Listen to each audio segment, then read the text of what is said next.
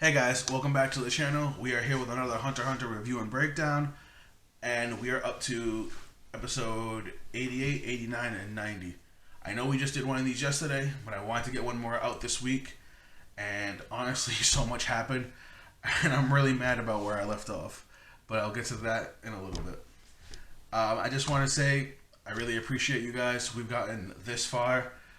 I know I tried doing live reactions straight from episode 1 on. We got hit with so many copyright issues. We ended up switching to the review format, but a lot of you guys have stuck it out with me. I know there's at least, 6 or 7 of you guys that will make sure to watch every single one, and I appreciate that so much. And that's why I've continued this series, even though it doesn't get a whole lot of views. But I enjoy doing it. You guys enjoy watching it. So let's just keep going and finish this series out strong. Now, episode 88 kicks off after Gon and Killua finish fighting Knuckle and getting their asses kicked. They're walking home absolutely beat up, exhausted. Like they can barely stand. They're walking on sticks. And we finally get to see Shoot. Shoot is stalking them and was planning on attacking them while they're exhausted heading home. He absolutely would have won. Not only have they not finished their training, they literally just finished getting their asses whipped for God knows how long. But he kind of has a panic attack as he's deciding if he wants to attack them or not. Turns out that he's actually pretty weak-willed. They describe him as faint of heart, and he decides not to attack them. He just continues to stalk them. The following day, we're watching Gon and Killua having a conversation about Knuckle while still practicing their Ren. And Biscuit points out that they can push their Ren up to 2 hours without even paying attention to it. They just don't even feel it. It's only once they can get to 3 hours without the same, then she's gonna let them relax so that way they can fight Knuckle at full strength. Palm, the girl that we met last episode, is spazzing out on Gon and Killua because they've got about 10 days left before the end of their deadline, their month to beat Knuckle and Shoot to actually gain access back to the NGL to fight the Chimera Ants. Well, Gon makes Palm a promise. They do like a little pinky promise that they will not only win, but they will make it back. She gets all smitten and all like, you can tell that she likes Gon, but I don't know, she still acts like she's ready to murder them if they don't actually complete the goal. We go over to back to the Chimera Ants, and they are literally wandering through the smoke trying to find where all the missing people are. And they spread out in a big formation, and they just start dropping. And a couple of them drop in with Netero, and he just slaughters them. We see Moro and Nove talking about how Netero, he's being modest about how strong he actually is. They get a call from Netero, and he says keep on sending them the ants his way, that he's starting to get back in fighting form. And he literally starts stretching and flexing and exercising in all kinds of weird ways, and you just see him surrounded by slaughtered Chimera Ants. Like he's a total effing monster. It shoots over to Colt and Penguin. I know I gotta learn his name, but I don't know. It's kind of like a meme now. I like calling him Penguin. They're trying to figure out what they can do because they're down to 4. They had like 25, 30 squads, and they're down to 14. They have been Netero and crew have been going to work. So they're trying to come up with a plan about how they're going to deal with this. And they do come up with one, but we don't actually get to see it until a little later. Gon and Killua are now able to use Ren without much effort for 3 hours. So Biscuit lets them chill for a complete half an hour to get completely rested to fight Knuckle at full strength. Even as they approach Knuckle, Knuckle can tell from their aura that they're serious. And Gon fights Knuckle one-on-one. Killua stays back completely. And the whole reason Biscuit set them to fight Knuckle and Shoot after their training, obviously. Like, Netero wanted them to fight to get strong enough to enter the NGL. Biscuit wants them to fight so they can maybe see what they're lacking and push themselves to the next level. Gon goes to fight, and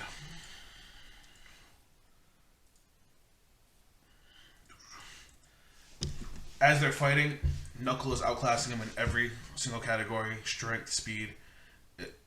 Gon's trying, but he's getting his ass whooped. We go back to the Chimerians and we see this. I don't know what the fuck this is. I'm sorry I swore, but this freaks me out. We see a long, skinny figure with long hair surrounded by Chimera ants, and it starts fighting off the Chimera ants and beating the ever-living shit out of them. We saw Pitou messing with Kite's body. And now all of a sudden we've got a skinny figure with long hair fighting Chimera ants. And then we see this with strings on its fingers like some kind of sick puppet. And then it goes back to what I'm assuming is Kite fighting them. So is her inability to bring back the dead and control it? Like, I don't... This man's been through enough. Leave him alone. Well, while Pitou and Xiao Poof are just hanging out, Xiao Poof's playing the violin. The third and final royal guard, Non-Totoyopi, he comes bursting through a wall, which is big and brolic, and just like, not knowing that was his name, but he just takes it and he just decides he wants to eat. So, that's a thing. We go back to Gon and Killua, and Gon and Knuckle have stopped fighting for a minute, as Knuckle explains that Gon's signature attack has two major flaws that are making it impractical to use in a fight. And that's where the episode ends.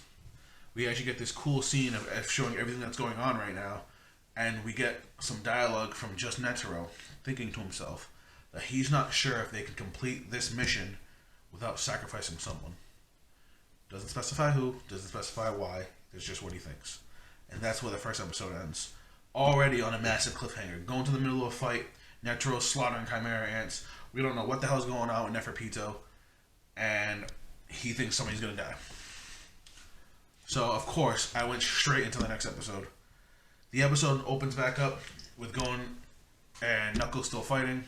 It takes off right from where the last episode ended, with Knuckle explaining the problem with Gon's technique. For anybody that's watched Greed Island and up, we already know what's wrong with Gon's technique. Gon's technique is ridiculously slow. And it uses up so much energy that if it whiffs, he can end up draining himself and make it a lot harder for him to fight. Two things that also happen. Gon finally names his attack, which he names it the Jajunken, which it turned out he started on the first Ja, which is hilarious. I have been calling it that in my videos because I knew that was the name from games like Jump Force. Oops.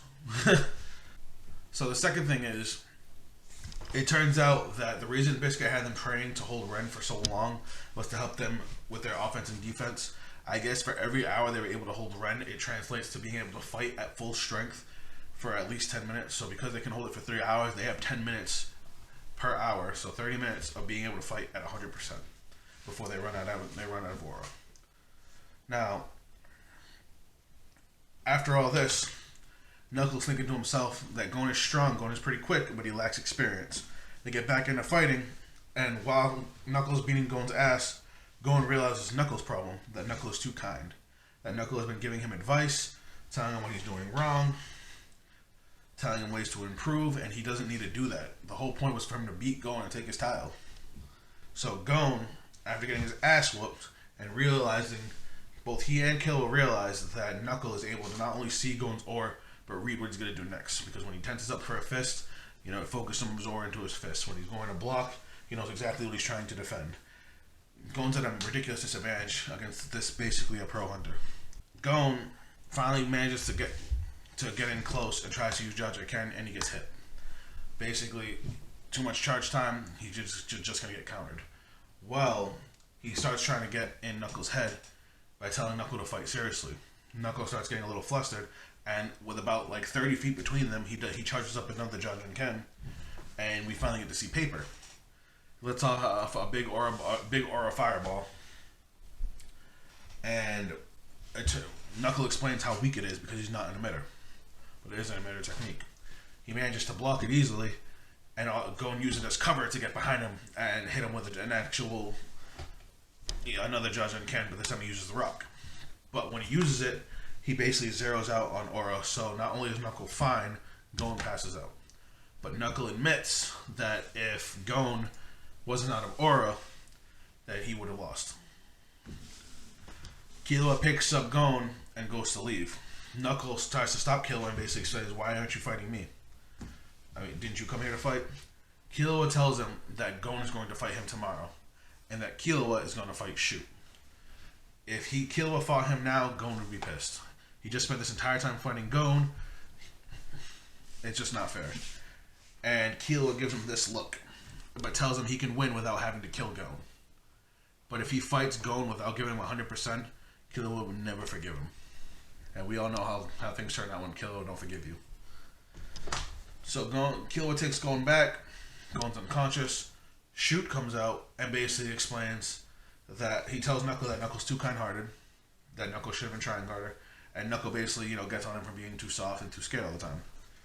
Well, they both decide then and there that they're going to fight Gon and Killua the next day. Killua takes Gon. Gon's passed out.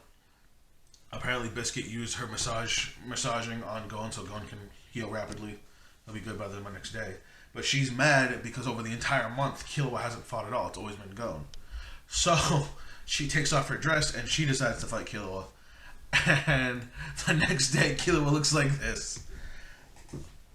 And we get some real insight into Killua's character and the problems that he has.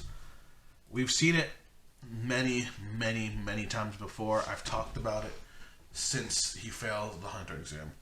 The mental conditioning that his family put him through as an assassin is still affecting him all the way in Season 5.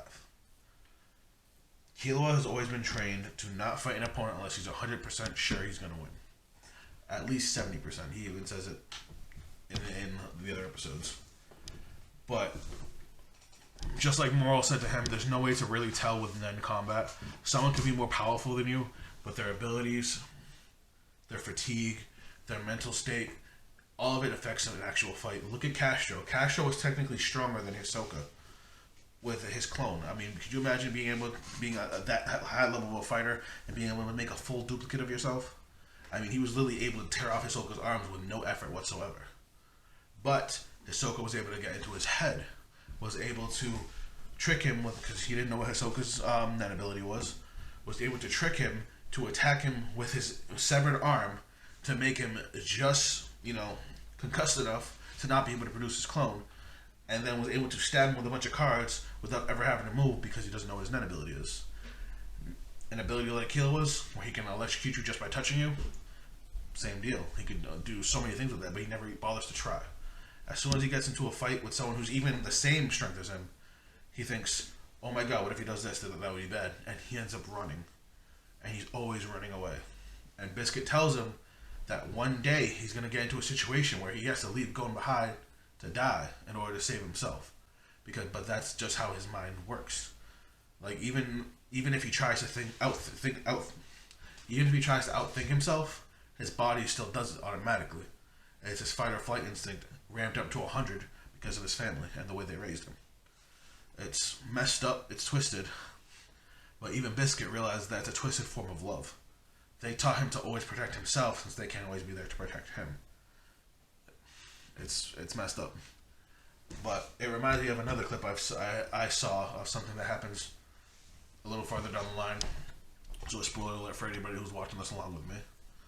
But Hisoka asks Illumi if he can kill Killua.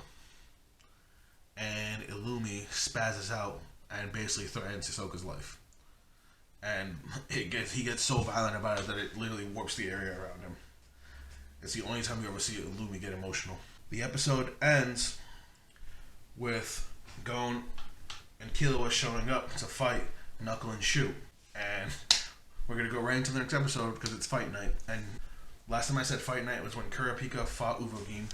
And this is just as hype because these guys are monsters and they have ridiculous abilities. And we get to see Gon and Killua really give it their all once again.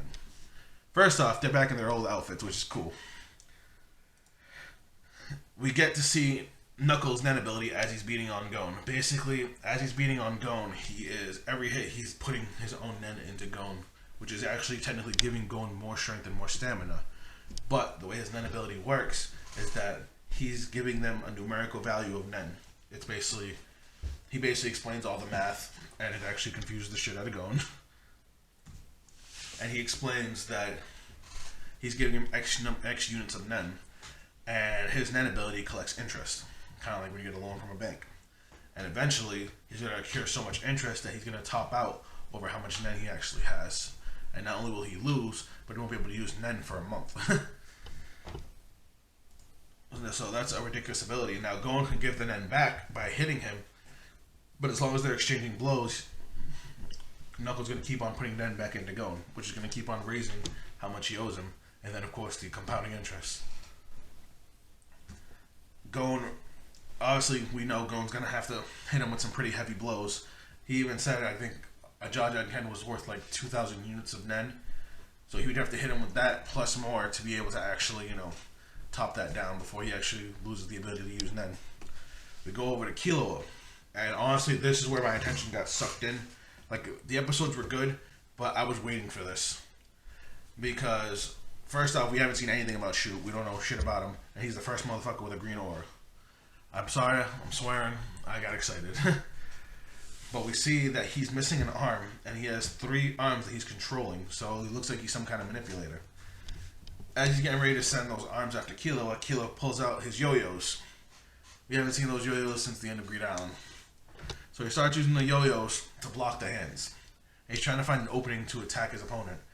And he realizes that his opponent is stronger than him, and he starts to freak out. His mind starts telling him to run away, and he's trying to fight his instincts, but he can't. He takes a shot in the face, and ends up running. And the entire time he's running, he's arguing with himself. He's hearing Biscuit talking, he's hearing Lumi talking, and he's trying to work up the courage to fight back against a stronger opponent. He turns back around, and he starts using his yo-yos again to block the hands. Then all of a sudden, his vision goes black in his left eye. And for some reason, his entire left eye is just gone.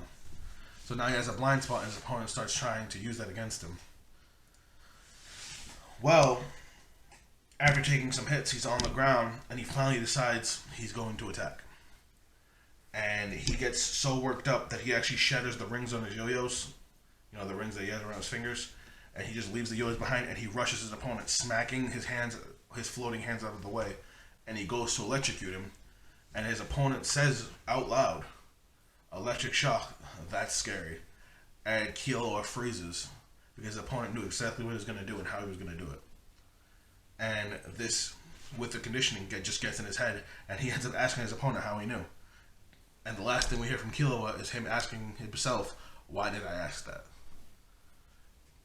It was nuts watching Killua be at war with himself, between the instincts that were drilled into him and him trying to grow as a hunter and a fighter. I'm excited to watch the next episode. The last scene we see is the Chimera Ant Queen with the king in her womb, twitching and getting ready to burst. I'm guessing either this episode or the next episode we're finally going to get to meet Meruem. But these episodes were nuts. We left on a cliffhanger with Gon and Knuckle, Killua and Shu, and I just can't wait to get back into those fights. But I'm going to wait. I'm going to be patient. Anyway, I hope you guys enjoyed this breakdown. If you did, please drop a like, subscribe. I do these all the time.